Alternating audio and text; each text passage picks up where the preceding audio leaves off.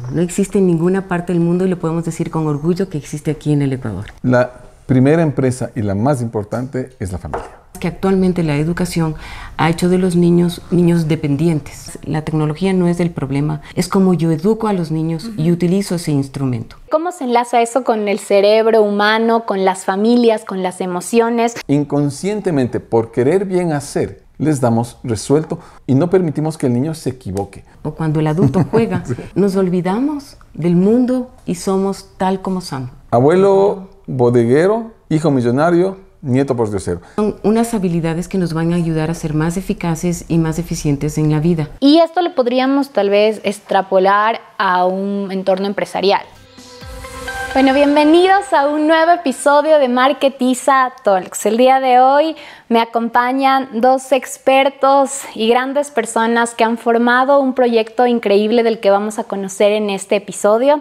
Nos encontramos en las instalaciones, como pueden ya ver, las personas que nos siguen en YouTube, de Robótica y Familia.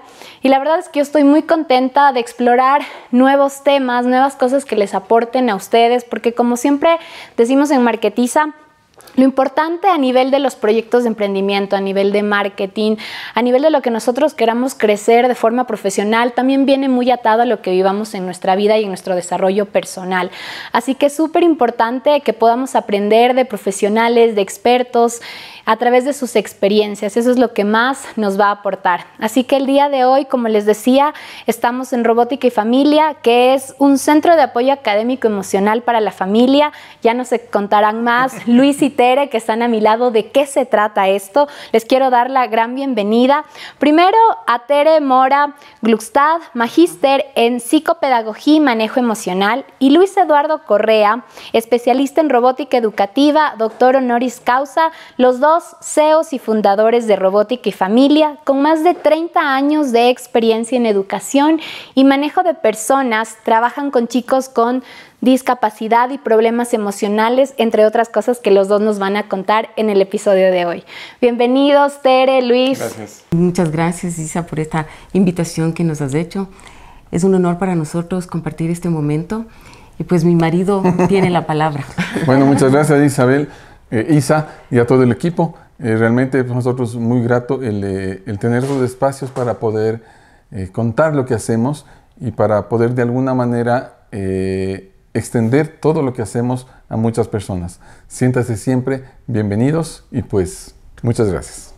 Para mí es un honor compartir con ustedes el día de hoy, sobre todo para entender más de este mundo de los legos, de la robótica, de cómo se enlaza eso con el cerebro humano, con las familias, con las emociones.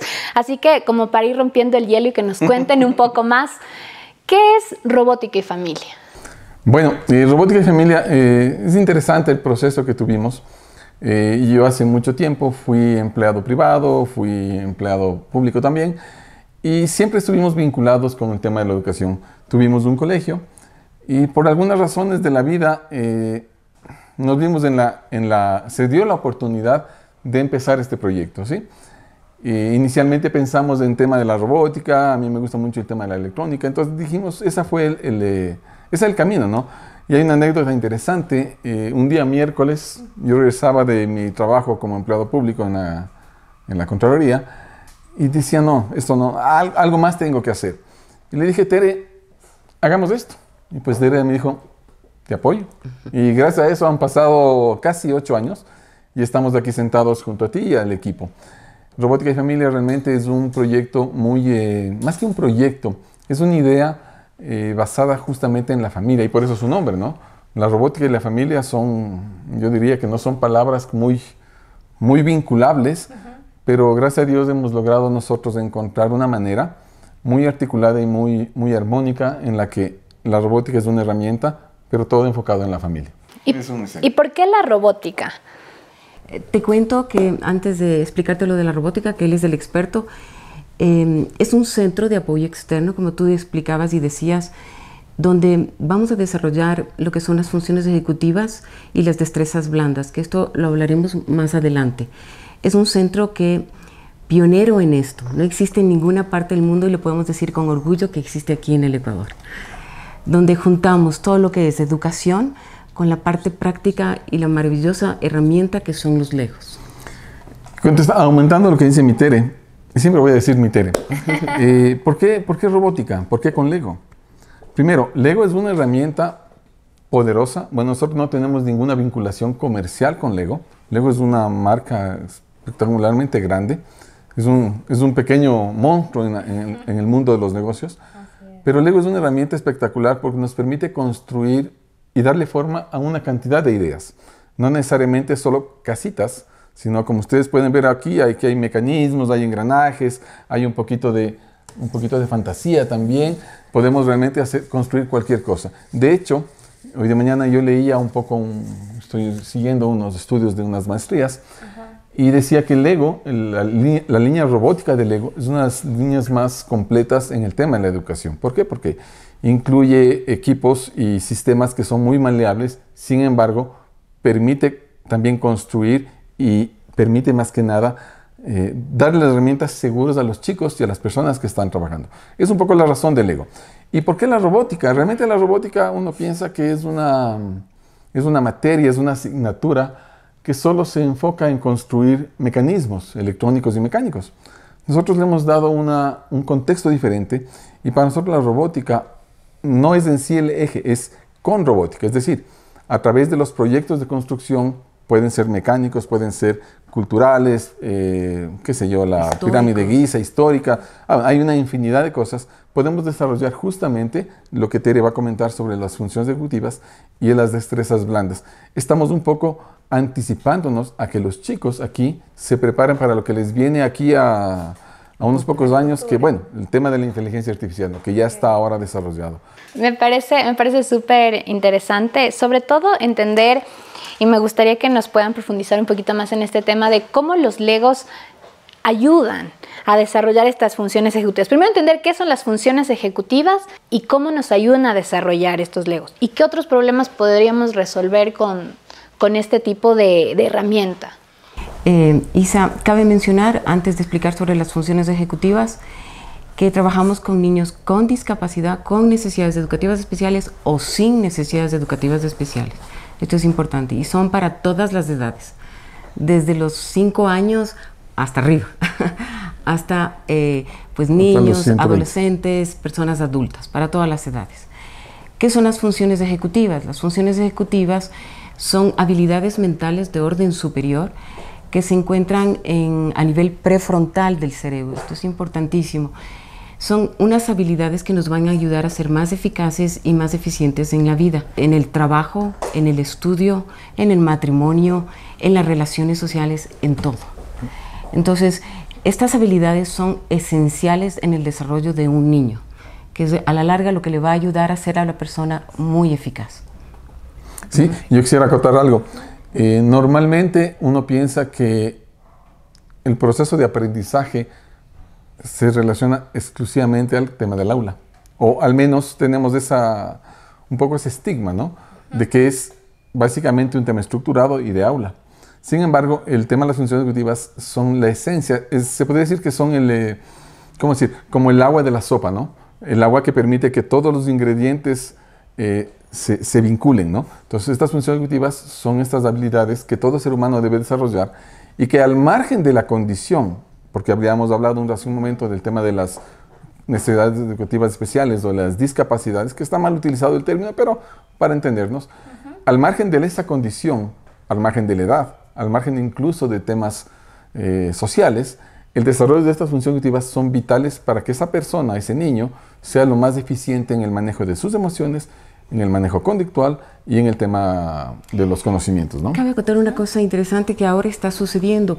Si los niños, ahora que están estudiando de manera virtual, si los niños tuvieran desarrollado muy bien, estuvieran desarrollando y están bien con lo que son las funciones ejecutivas, ellos podrían estudiar sin problema de manera virtual.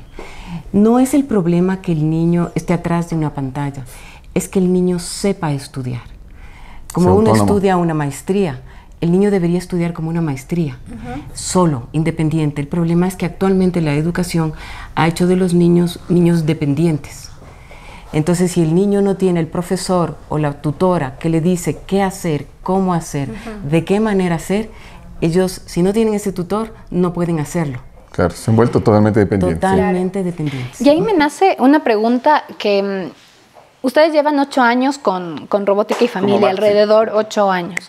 Ya. Y dentro de las cosas han ido evolucionando y cambiando en este tiempo, sobre todo en el tema de cómo los niños aprenden y a qué están expuestos. Porque hoy por hoy existen otros factores externos que incluso los mismos padres les colocan para que se distraigan, como por ejemplo los equipos celulares.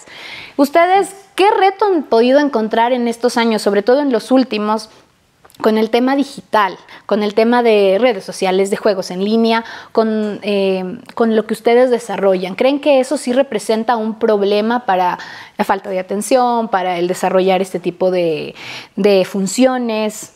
Yo no les llamaría un problema, yo pienso que es una oportunidad. Pienso que es una oportunidad tanto para los padres como para todo el medio, en donde tenemos que el instrumento no es el problema, las redes no son los problemas, la tecnología no es el problema, es como yo educo a los niños y utilizo ese instrumento. Exacto. Lo que nosotros hacemos aquí en el centro efectivamente es desarrollar esas habilidades en los niños para que después, si tienen que utilizar el internet, lo utilicen bien. Okay.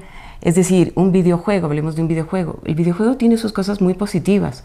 El problema es el tiempo. Claro. El exceso y cómo lo uso. Aquí cuando nosotros trabajamos con los niños, trabajamos algo que es esencial, que es la voluntad. Al trabajar en la voluntad, al realizar las actividades que hacemos con los niños, el niño aprende a autocontrolarse. El autocontrol lo va a aplicar después en el aula, en el internet, en la tecnología, en los celulares. Yo quisiera acotar algo. Nosotros consideramos que la actividad que hacemos aquí, bueno, sí utilizamos las herramientas del Lego, pero esto es algo similar a una especie de gimnasio mental. ¿Por qué? Porque justamente el desarrollo de estas funciones ejecutivas implican concentración, paciencia, tolerancia a la frustración, inhibición. Aprender a posponer la recompensa, la inhibición. Es decir, es un espacio en la que los chicos vienen a desarrollarse.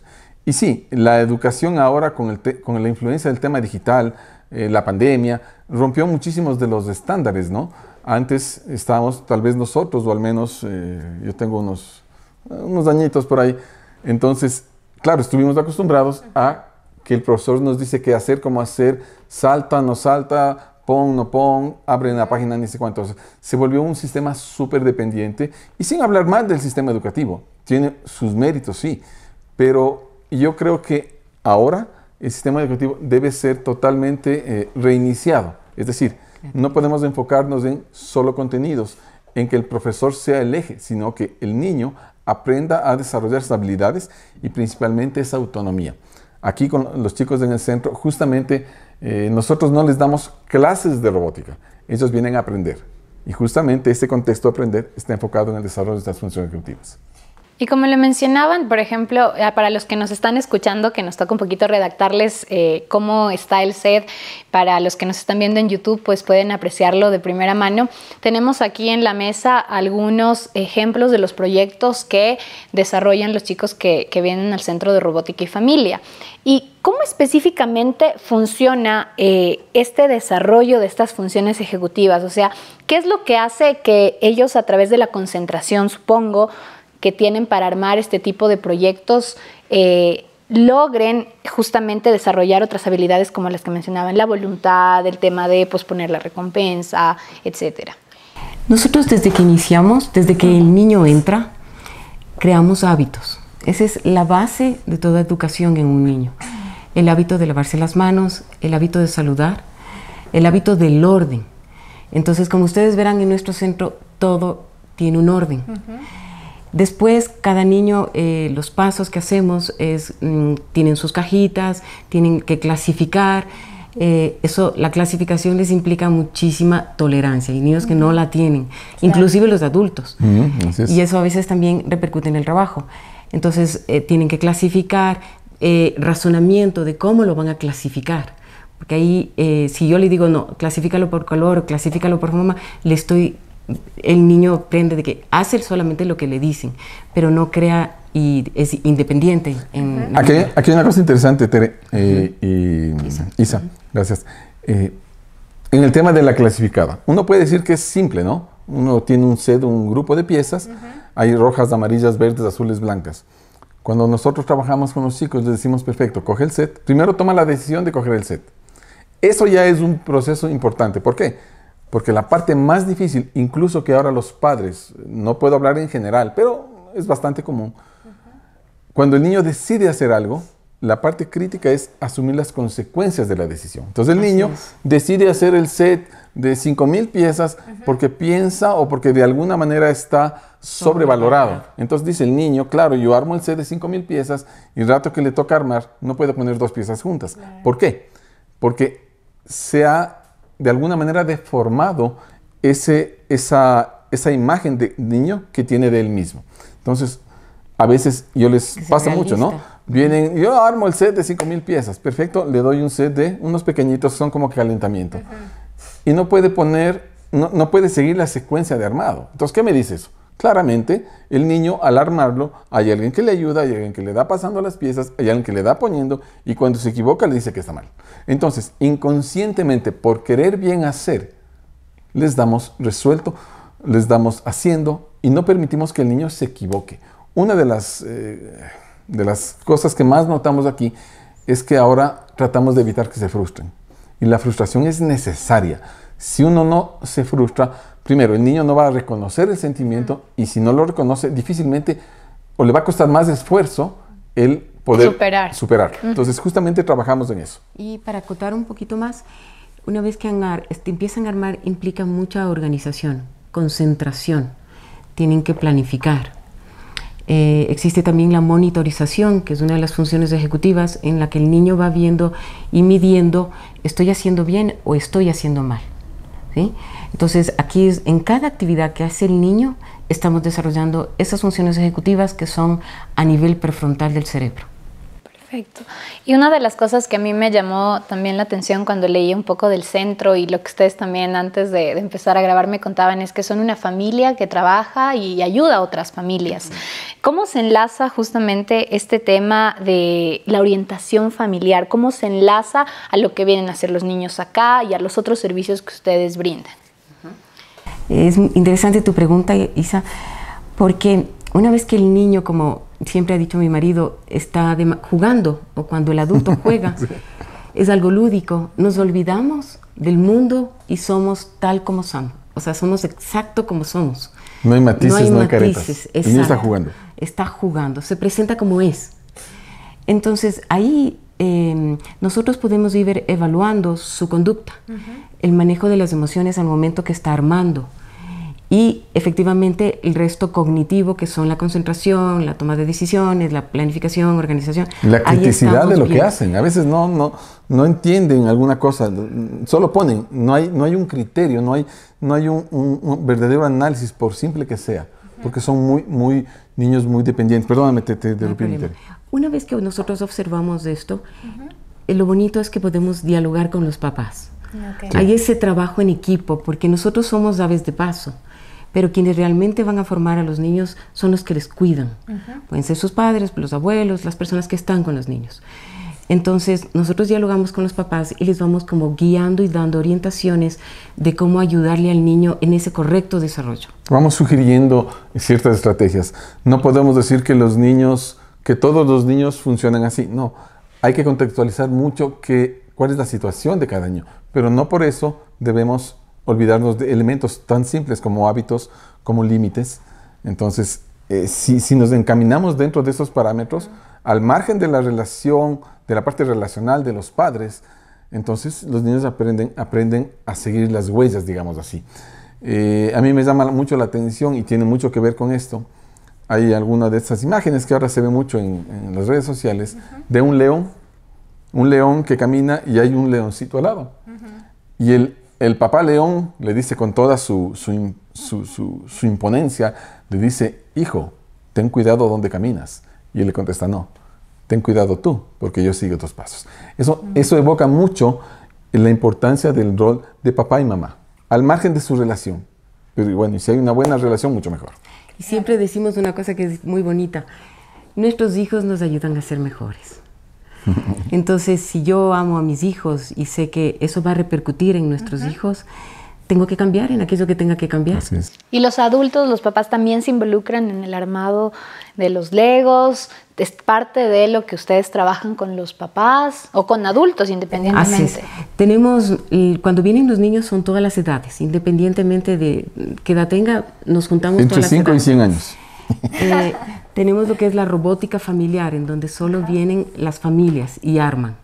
Y efectivamente adultos, si es que quieren armar, vienen adultos con los niños, por supuesto. Interesante en esto de la robótica familiar, viene papá, mamá y los hijos. Entonces, en este juego, nosotros podemos entender cómo son la parte relacional entre ellos, entre esposos, cómo se llevan entre esposos, cómo gestionan el conflicto de los hijos, cómo los hijos se relacionan con los papás. Es una herramienta muy rica, muy poderosa de qué se puede hacer. Obviamente la parte difícil, y esto creo que nos pasa a todos los humanos, es cuando alguien externo, en este caso nosotros, decimos, obviamente en una reunión aparte, les decimos qué cosas observamos que no son no malas, que tal vez no son tan positivas y que se pueden mejorar. Algunas parejas, algunos papás o mamás aceptan de buena manera, porque no estamos criticando, pero hay otras personas que les cuesta un poco más, que es entendible porque no venimos... A nadie le gusta tampoco que le digan en qué está mal. Claro, sí, claro. Es normal eso. Y dentro de los problemas o de las cosas que Tere antes lo mencionaba como oportunidades que han podido encontrar para poder ayudar o solventar, ¿cuáles han sido como las más recurrentes que ustedes han tratado acá? Yo diría que es difícil encasillar, no sé qué piensas tú, amor. Es difícil encasillar las dificultades. Yo creo que ni le llamaría dificultades. Las situaciones, tal vez, los contextos. Que cada situación es única. Y como te decía, no le vería como dificultad, sino como una oportunidad. Te diría que nuestra experiencia, inclusive con niños con necesidades educativas especiales, a veces son menos difíciles que con niños que no tienen ninguna necesidad. Todo depende de cómo los formen, cómo los eduquen. Tenemos niños con un caso de un niño con necesidad educativa especial, pero los padres le han educado tan bien, le han enseñado a le han puesto límites, le han enseñado a tomar decisiones y lo hace muy bien, trabaja muy bien. Pero hay niños que efectivamente con una educación que no se le ha formado con límites, son niños a veces que es un poquito más difícil de llegar. Yo me atrevería a decir, tal vez, sin irme en contra de lo que dice Tere, es que uno de los elementos más presentes ahora es el hecho de que los papás inconscientemente tratamos de evitar que los hijos sufran lo que nosotros sufrimos en nuestras infancias. Que es normal, ¿no? Si mi papá fue, no sé, por decir un ejemplo, fue una persona muy ausente, trato de no repetir la historia estando demasiado presente o a veces me vuelvo demasiado permisivo. O sobreprotector. O sobreprotector. Estas cositas sí son las que a veces nos desarman de alguna manera o el resultado no nos permite tener un buen resultado. Entonces ahí es donde nosotros entramos y de alguna manera, obviamente, conociéndole al niño, dicho de paso, la actividad con los chicos es para nosotros una especie de radiografía, donde vemos el comportamiento sin careta, sin matiz, el niño juega. Está relajado y nosotros podemos entender mucho ese contexto. Entonces ahí entra justamente con ese perfil, con esa información, podemos trabajar con los hogares. Y esto se debe a la parte lúdica, me decían, ¿verdad? Todo es lúdico. Que al ser lúdico, nosotros nos mostramos tal y como somos, estamos concentrados en tal tarea específica y mostramos a nivel de nuestras emociones lo que nos pasa tal cual. Y esto lo podríamos tal vez extrapolar a un entorno empresarial. Así es. Por supuesto. ¿Cómo se podría hacer y de qué manera se podría mejorar? Algo que los empresarios buscan mucho hoy en día, como por ejemplo temas de productividad, de concentración de sus colaboradores, etcétera. Es interesantísima. Qué bien hecha la conexión de los dos temas. Eso requiere una habilidad, por ejemplo. Sabes escuchar y estás siendo muy flexible, comunicación. De hecho, en una empresa, si es que un gerente, por querer bien hacer, es intolerante, obtenemos simplemente que el equipo no funcione tan bien o esté demasiado presionado o estresado. O si la persona, digamos, yo estoy trabajando en una empresa y estoy muy presionado por problemas familiares con mi esposa, con mis hijos, obviamente eso va a tener un impacto en mi capacidad de trabajo, ¿no?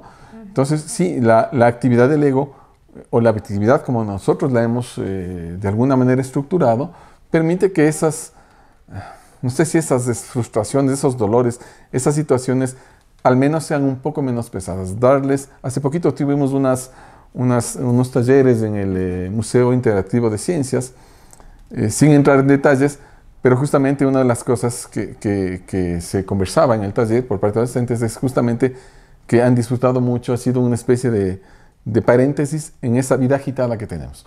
Y eso obviamente potenciándolo y estructurándole desde el punto de vista empresarial nos da una herramienta que puede servir mucho para que el equipo funcione mejor. Totalmente. Creo que hemos pasado por varios temas de manera obviamente muy rápida, pero creo que han sido claves también para las personas que nos están viendo y que nos están escuchando a través de las diferentes plataformas. Quien no se imaginaba, o al menos yo no me imaginaba, de un centro que pueda ayudar a desarrollar este tipo de funciones ejecutivas que nos explicaba Tere, a manejar un poco mejor el tema de las emociones, de temas de orientación familiar, a través de herramientas como armar herramientas muy sencillas. Herramientas sencillas, ajá. Y perdóname que te interrumpa, Isa. Lego es un lenguaje de construcción. Eso decimos nosotros, es un lenguaje de construcción. No solo es un juguete de construcción. Y no hablo a favor de la marca, sino de lo que nosotros hemos observado. Entonces, cuando el niño está jugando, cuando la persona está jugando, simplemente puede incluso construir una especie de realidad de su situación. Entonces eso nos da muchas herramientas. Es una herramienta, a menos a mi modo de ver, fabulosa. Nos olvidamos de comentar algo que es importante. En las empresas hay un detalle que es importantísimo cuando nosotros hacemos aquí, utilizando la herramienta de Lego, es que es enseñar a los adultos que no hay que competir, que no es una competencia de quién sabe más.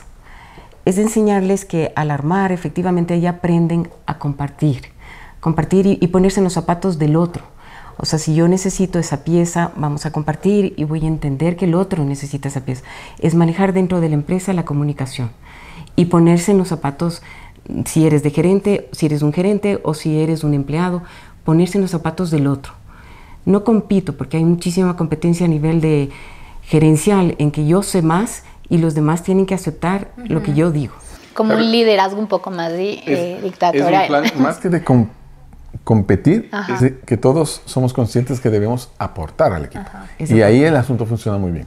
Y en esta actividad les enseñamos de esto que es esencial para que una empresa sea muy productiva. Totalmente. El trabajo en equipo dentro de las empresas es una de las cosas más difíciles, creo yo, de trabajar porque tratamos con personas y cada persona tiene su distinta personalidad. Entonces, tal vez tenemos un proyecto en común, pero lograr hacer sinergia para que ese proyecto, que es nuestro objetivo, salga adelante, a veces es complicado. Entonces, me parece una herramienta fabulosa para poder, como tú bien decías, Tere y Luis, desarrollar ese trabajo y dejar un poco la competencia, que está dentro de la empresa y peor si salimos al mercado laboral, aún más. Exacto. Y hay una cosa aquí que nos estamos olvidando, que creo que es medular. La primera empresa y la más importante es la familia. Papá y mamá. Esto que hablábamos hace un momento de la robótica familiar, si lo extrapolamos a la relación laboral, si yo como cabeza de equipo, cabeza de familia, como papá o como mamá, no sé gestionar en mis hijos, tal vez estoy provocando en mis hijos mucha frustración o les exijo demasiado y se vuelven súper perfeccionistas. Bueno, hay una cantidad de matices. Claro. Eso también pasa en las empresas. Y ahí viene un tema de productividad. Y también con los adultos les enseñamos a que se conozcan a sí mismos.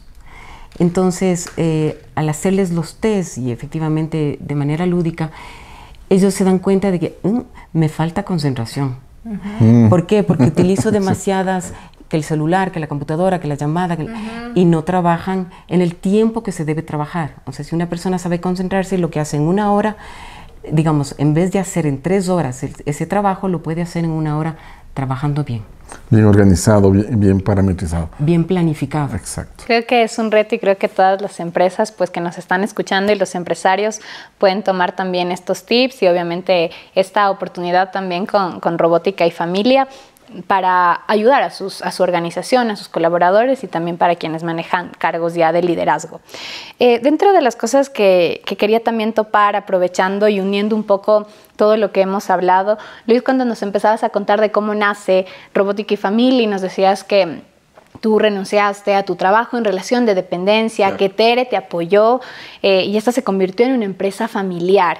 Muchas de las personas que nos escuchan, que nos ven a través de Marketiza Talks, son empresas o son personas que tienen su negocio con su familia o que quieren empezar un emprendimiento con su esposa. ¿Qué cosas nos podrían dar a nivel de, no sé, consejos, claves o herramientas que ustedes digan? A nosotros nos ha funcionado esto, ya llevamos tantos años y como me decía Luis en el backstage, nos vemos todo el tiempo, estamos juntos todo el tiempo.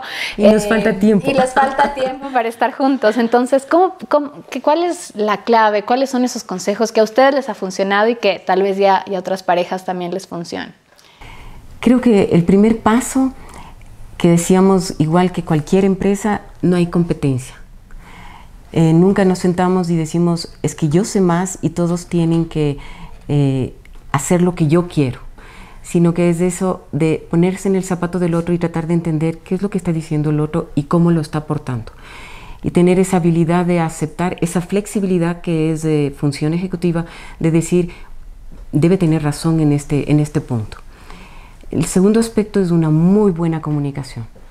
Como familia a veces puede haber roces, que es entendible. De hecho va a haber siempre, ¿sí? Puede haber roces, pero la clave del éxito es una buena comunicación. Cómo yo me comunico en este caso con mi esposo, cómo me comunico con mi hija. Esa comunicación no es solo decir lo que pienso y se acabó, sino es una comunicación de empatía. Muy empática, sí. Sí.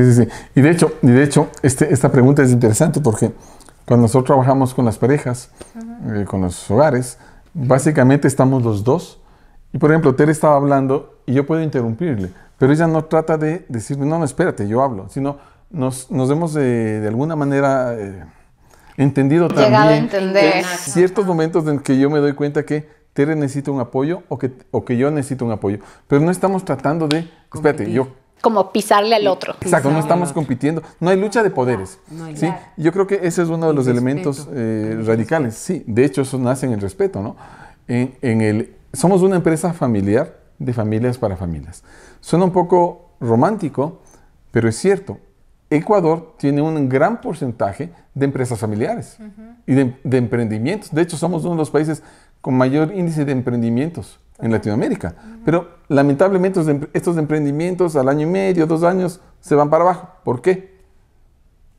Porque empezamos la competencia, porque no hay planificación, porque sí, de pasar una idea bonita a un concepto comercial es grande. De hecho, nosotros, parte de nuestro proceso, en enero de este año, empezamos nuestra empresa, ahora tiene personería jurídica. Hemos trabajado sobre la personería jurídica, somos marca registrada y hemos ido aprendiendo a manejar cada uno en su área. Tere es muy buena en unas áreas, nuestra hija María José en la parte de comunicación, a mí me encantan los legos, entonces de alguna manera hemos aprendido a sumar. Yo creo que eso es la parte más importante. A sumar la fortaleza del otro. Sí, totalmente. Y como decía Luis, en el Ecuador, claro, hay muchas empresas familiares y a veces empresas que tienen años y han logrado construir capitales y empresa a nivel nacional, pero llega hasta los papás. Y luego la descendencia, como lucha de poderes, no, yo merezco más, yo por acá, llevan la empresa y luego esas empresas que fueron en algún momento sólidas y grandes, llegan incluso a quebrar. Tú acabas de topar un tema, pero esencial, que nos estábamos olvidando. Es que los padres, para que los hijos tengan una empresa o formen parte de la empresa, tienen que empezar desde abajo. Tienen que aprender a esforzarse. Los hijos, claro. Los hijos tienen que aprender a luchar por cada cosita pequeña que hacen. Porque muchas veces sucede en las empresas, lo que acabas de decir, Isa, es que los papás heredan ese poder a los hijos, pero si los hijos nunca han luchado, nunca se han esforzado, y les cae, y han recibido todo fácil, todo cómodo, son personas que no van a poder sacar adelante la empresa. Ahí cae muy bien un refrán que dice, abuelo abuelo bodeguero, hijo millonario, nieto pordiosero. No es así tan matemático, ¿no? Pero de alguna manera grafica lo que acabamos de decir, ¿no? Entonces, las grandes empresas, sí, los hijos, los fundadores se las rajaron, como se dice vulgarmente, y vienen los nietos y tienen todo fácil. Entonces, yo creo que la parte importante es justamente enseñarles el valor del esfuerzo. Yo creo que es vital eso. Bueno, y yo me quedaría horas hablando con ustedes y obviamente hay muchos temas de los que todavía no hemos profundizado que ya les quiero preguntar también, pero hay algo que siempre les pregunto a mis invitados, que es un libro o una película que recomienden. Esos consejos a mí siempre, en lo personal me gustan y creo que también la audiencia los valora y los aprovecha muchísimo. Entonces quiero empezar por Tere. Okay. Hay muchísimos libros, pero creo que hay uno que siempre nos ha enamorado como familia y creo que no tiene límite de edad, que se llama Corazón de Edmundo Amisis. Esto le recomendamos a niños y adultos. Recomendamos inclusive que este libro les lean a los niños mientras se están ya acostando y los papás les van leyendo ese libro. Tiene muchísimos mensajes. También, por ejemplo, tenemos...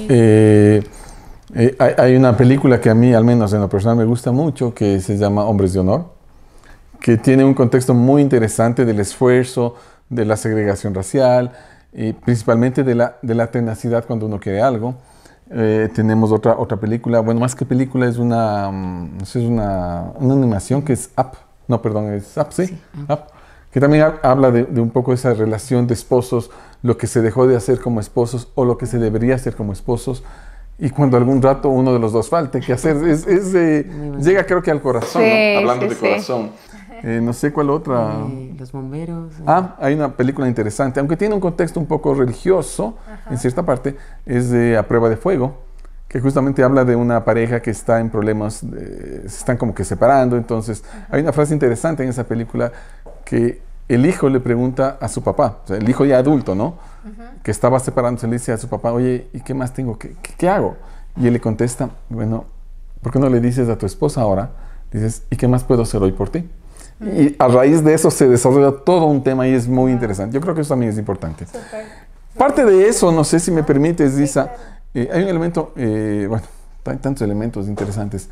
Una de las áreas en las que nosotros trabajamos es el tema del homeschooling, que con este contexto de la robótica, de la orientación familiar, del contexto familiar, el homeschooling nosotros lo manejamos de una manera muy, no como un sitio donde vienen a recibir una clase, sino los chicos vienen justamente a desarrollar, a aprender. Obviamente nosotros, Ted y yo, damos un apoyo académico, pero justamente trabajamos en que los chicos aprendan a ser autónomos, aprendan a resolver sus cuestiones no solos, pero de alguna manera intenten hacerlo. Valoramos el esfuerzo y obviamente en este caso lo integramos con el tema de la parte académica, ¿no? Que es un plus bien interesante también. Sí, creo que hemos topado, y dentro de todo lo que nos han contado de los servicios que tiene Robótica y Familia, de todas las oportunidades de mejora que se pueden encontrar a través de estas herramientas con los niños, con las familias, nos llevamos también mucha tarea, creo yo, sobre todo la audiencia, aquellos que ya tienen sus hijos, que tienen sus familias, o para los empresarios, como hablábamos hace un ratito, que están buscando nuevas maneras, ¿sí?, de poder desarrollar ciertas habilidades en sus colaboradores y para los padres de familia en sus hijos, pues creo que es una gran opción, una gran alternativa, que es lúdica, que me parece lo más divertido y que de alguna manera rompe esos esquemas que muchas veces se tiene con el tema de que, como tú decías, que el Lego solo es para armar una casa, y yo he visto mientras he estado acá conociendo el centro diferentes tipos de casitas, de casitas que no terminan siendo casitas, sino cosas de mucho más desarrollo, de mucho más detalle, incluso con mecánica. Claro, y con engranajes, motores. Engranajes. Hay un montón de cosas que me parece que vale la pena conocer. Bueno, vamos terminando y justo para poder tener la oportunidad para los empresarios, para las familias que quieran incursionar en con estas nuevas herramientas, Robótica y Familia es una gran alternativa, y para que los conozcan mejor y se puedan contactar con ustedes, cuéntenos cómo los encontramos en redes, la dirección del centro, el teléfono. Estamos ubicados en la parte centro-norte de Quito, cerca del Mall El Jardín, en la calle Azuay, E2-20 y Yugoslavia, muy cerquita al Hotel República. En nuestras redes sociales tenemos Facebook como Robótica y Familia, como está aquí, ustedes ven aquí, ¿no? El logotipo, sí se debe ver. Y también a través de Instagram es robótica_familia, ¿sí?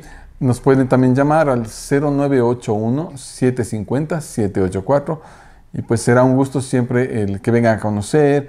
Podemos gestionar las clases de prueba y pues que se sientan siempre en familia. Tenemos dos proyectos muy interesantes que están, el uno ya en camino y el otro en proceso. Estamos empezando a trabajar, estamos desarrollando una metodología para trabajar con empresas en justamente estos temas de trabajo en equipo y pues toda esta dinámica empresarial. Y la otra, tenemos un programa de voluntariado en la que chicos en edad escolar y secundaria vienen a realizar prácticas, y yo diría que prácticas gerenciales, manejo de equipo, exposición, bueno, hay algunas actividades que se realizan. Y pues siempre pensando en los chicos y en las familias. Muchísimas gracias, Luis, Tere. Ya saben, los contactos igual los dejaremos también en la cajita de información de YouTube. Para quienes nos escuchan a través de Spotify, recuerden que empezamos con la nueva temporada de Marketiza Talks. Este va a ser el episodio de arranque y me gratifica muchísimo que sea con expertos como ustedes en un espacio tan lúdico, tan diferente, tan creativo, que son una de las cosas que también nos gusta explorar mucho en Marketiza. Mi nombre es Isabel. Recuerden que nos pueden seguir en @marketiza.mkt en redes sociales y en las plataformas de YouTube, ver los episodios completos y en todas las plataformas de audio también. Muchas gracias. Muchas gracias. Muchas gracias.